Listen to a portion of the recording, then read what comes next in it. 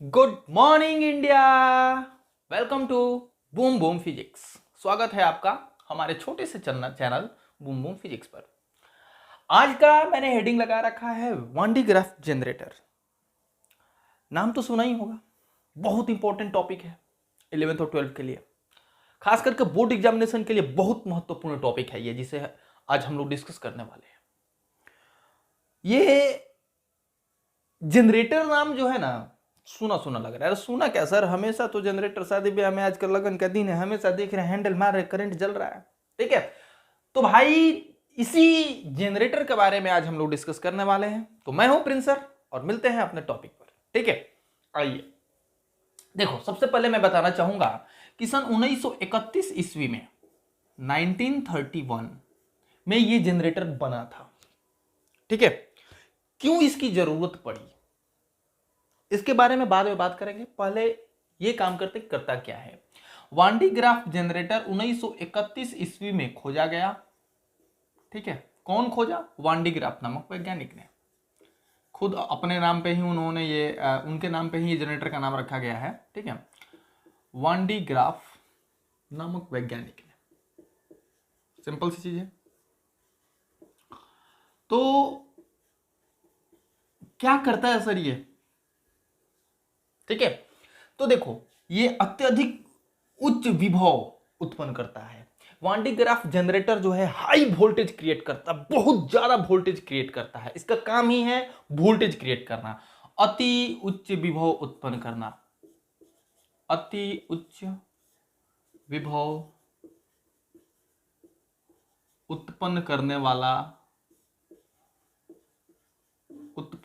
वाला एक स्थिर वैद्युत जनरेटर।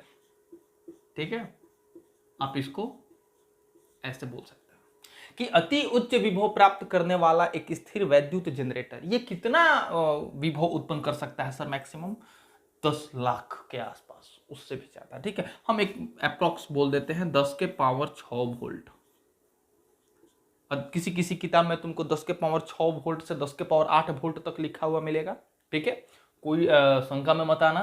10 के पावर 6 वोल्ट आप इसको दिमाग में बिठा लो कि वान डी ग्राफ जनरेटर से हम लोग अधिक से अधिक 10 के पावर 6 वोल्ट उत्पन्न कर सकते हैं, और उसके बाद का क्यों नहीं कर सकते हैं, ये भी सारी चीजें हम आपको सिखाएंगे। ठीक है, तो ये है वान डी ग्राफ जनरेटर का एक शॉर्ट ब्रीफ जो आपके दिमाग में बैठना चाहिए। अच्छा सर, ये जो काम करता है उस काम का प्रिंसिपल क्या होता है? आखिर ये किस प्रिंसिपल पर काम करता है?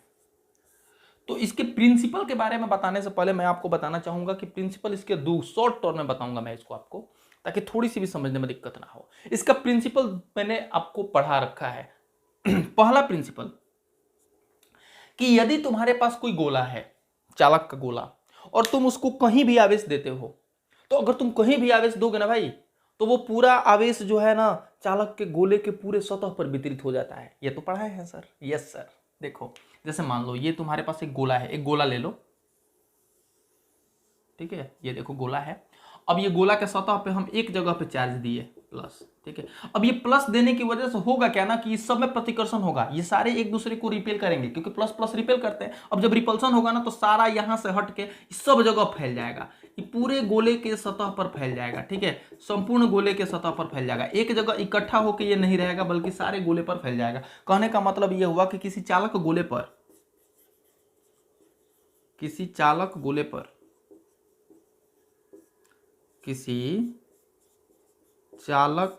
गोले पर आवेश देने पर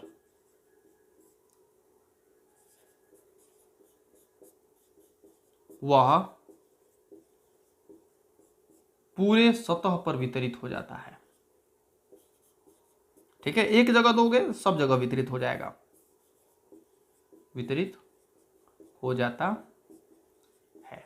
ठीक है, ये एक प्रिंसिपल नंबर फर्स्ट जिस पर वान डी ग्राफ जनरेटर वर्क करता है। इसका यूज मिलेगा कि आखिर ये आप लिखवाए जो है सर, उसका एप्लीकेशन कहाँ पे है। और दूसरा एक काफी जाना पहचाना आजकल नाम है, जिससे बहुत डर लग रहा है आजकल, कोरोना। ठीक है, कोरोना। सर क्या सर? अरे कोरोना डिस्चार्ज, डरो ना, कोरोना डिस्चार्ज। ठीक है, ये इंग्लिश में लिख दिया सर, इसको इंग्लिश में ही समझो। कोरोना डिस्चार्ज, डिस्चार्ज का मतलब समझ ना, चार्ज का मतलब चार्ज होना, डिस्चार्ज का मतलब खत्म होना, ठीक है। Corona discharge. अगर सर मान लीजिए आपके पास कोई नुकीली चीज है, ठीक है, एक स्फेयर ही है मान लो, वो नुकीला है, मतलब उसका सतह जो है नुकीला है, ठीक है, ऐसे, और हमने इस पर चार्ज देना शुरू किया, हमने इस पर चार्ज दिया, तो चार्ज जब दोगे ना तो ये सारे चार्ज यहाँ पर देखो, ये यहाँ पर जो है चार्ज जो है जहाँ नुकीला है वहाँ पर इकट्ठा होने लगेगा। यानी कि कहने का मतलब कि सर जहाँ नुकीला है वहाँ अधिक इलेक्ट्रॉन जो है जमा होने लगेंगे, यानी कि जिसको हम लोग बोलेंगे चार्ज क्लाउड। चार्ज क्लाउड मतलब कि आवेश बादल की तरह नुकीले सतह पर ज्यादा हो जाते हैं,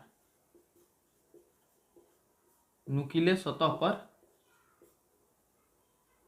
ज्यादा हो जाते हैं, ठीक है, ध्यान देना। इलेक्ट्रॉन क्लाउड भी बोल सकते हो उसको तुम। तो अब यहां पर जब ज्यादा हो गया तो अब क्या होगा, देखो यहां का सिग्मा बढ़ जाएगा। सिग्मा इज इक्वल टू, तुम तो पढ़े हो ना, Q by A.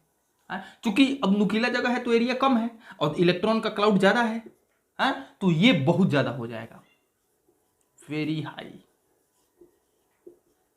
Very high.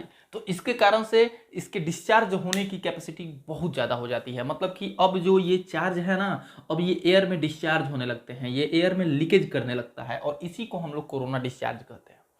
जब किसी पतली नुकीली सतह पर बहुत ज़्यादा आवेश आ जाता है तो वो आवेश अब हवा में जो है ना क्षरण होने लगता है, उनका लीकेज होने लगता है।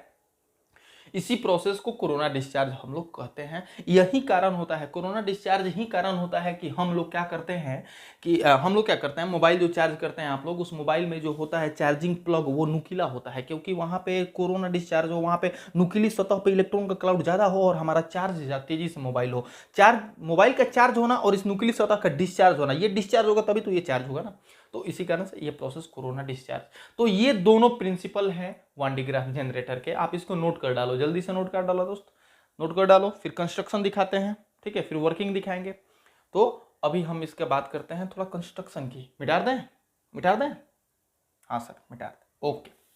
आ जाओ, देखो चीजें जो है बहुत आसान है, बस आपको शांत दिमाग से देखना है और 5 नंबर पॉकेट में ले लेना है, ठीक है। कंस्ट्रक्शन आपको दिखाते हैं कि आखिर इसका कंस्ट्रक्शन कैसे होता है। एकदम सिंपल कंस्ट्रक्शन दिखाएंगे, किताब वगैरह में देख के कंफ्यूज नहीं होना है।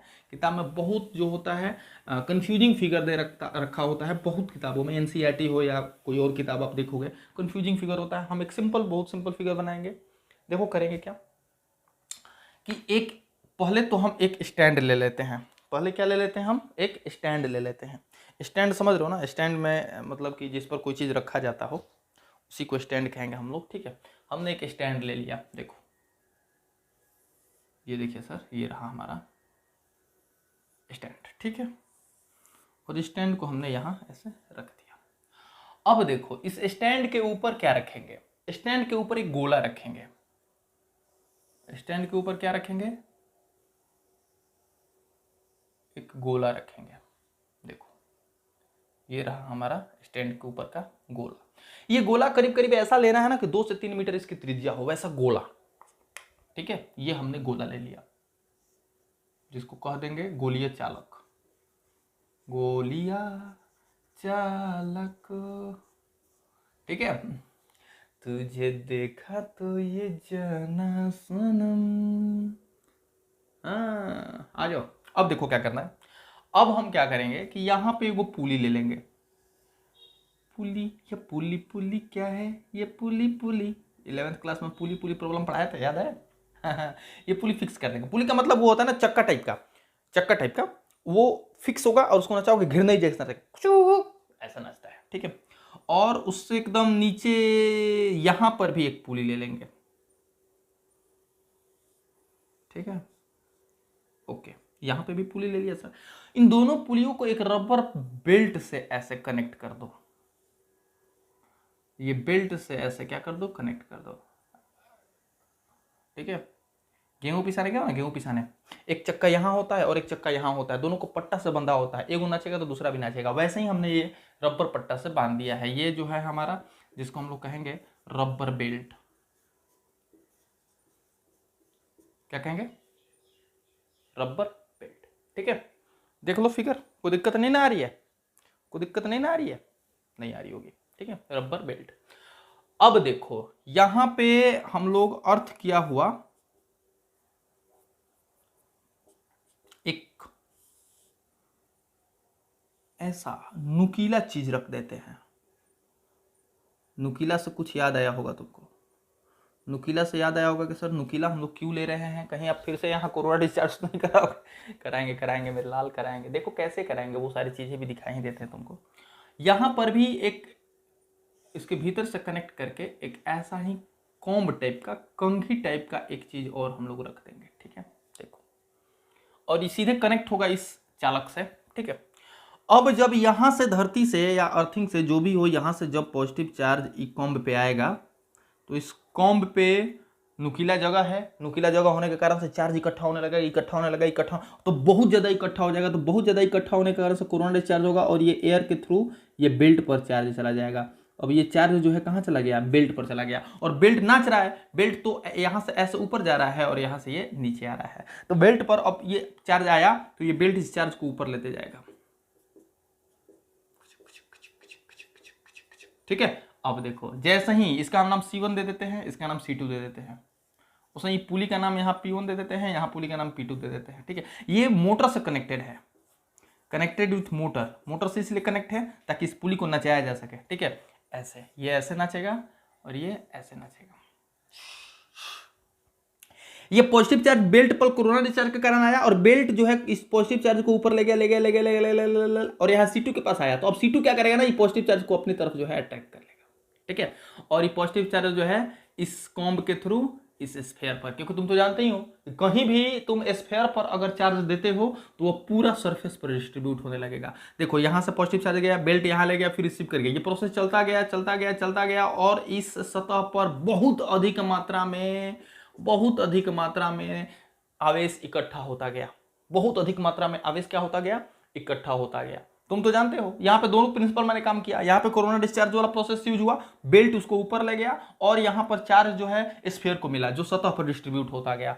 तो बहुत ज्यादा जब चार्ज इसको मिलने लगा तो तुमको तो पता है कि जितना ज्यादा चार्ज होगा वोल्टेज उतना ही ज्यादा क्रिएट होगा, है, चार्ज उतना ही ज्यादा क्रिएट होगा। तो अगर हम चार्ज बढ़ाते गए और वोल्टेज हमारा क्रिएट हो गया 10 के पावर 6 वोल्ट, अब इससे अधिक करोगे ना तो यहां भी कोरोना डिस्चार्ज होने लगेगा और बहुत ज्यादा चार्ज हो जाएगा तो ये स्फीयर भी नुकीली जैसी लगने लगेगी, बहुत ज्यादा चार्ज हो जाए तो बैठे की जगह ही नहीं है अब। तो कहने का मतलब कि उस समय जो लीकेज होने लगे जब बहुत ज्यादा, अब चार्ज जब बहुत अधिक हो जाए, चार्ज जब बहुत अधिक हो जाए स्फीयर पर तो अब एयर में उसका लीकेज शुरू हो जाता है। इसी कारण से हम लोग 10 के पावर 6 वोल्ट के बाद इसको जनरेट करना अच्छा नहीं समझते हैं, ठीक है।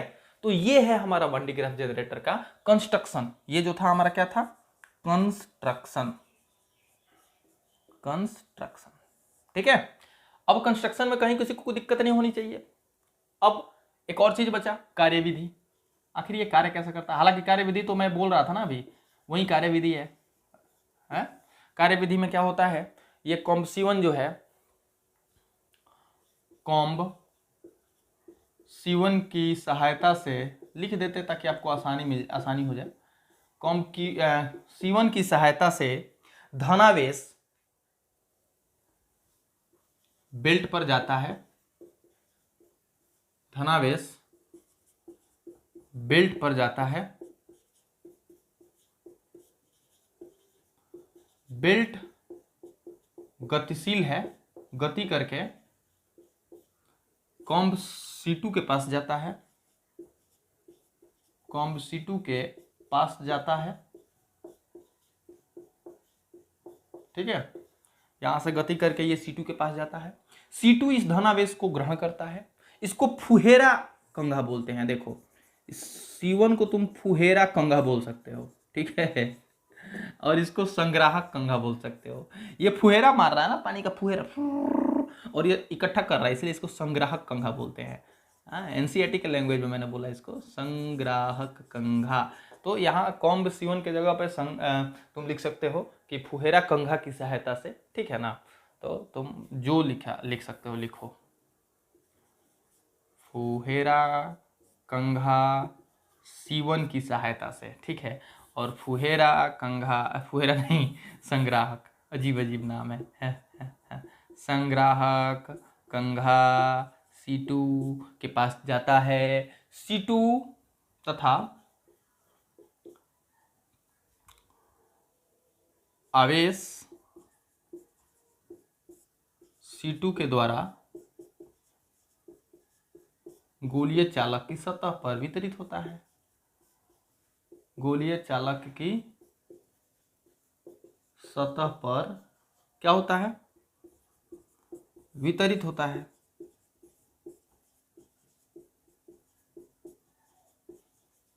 आवेश बढ़ने से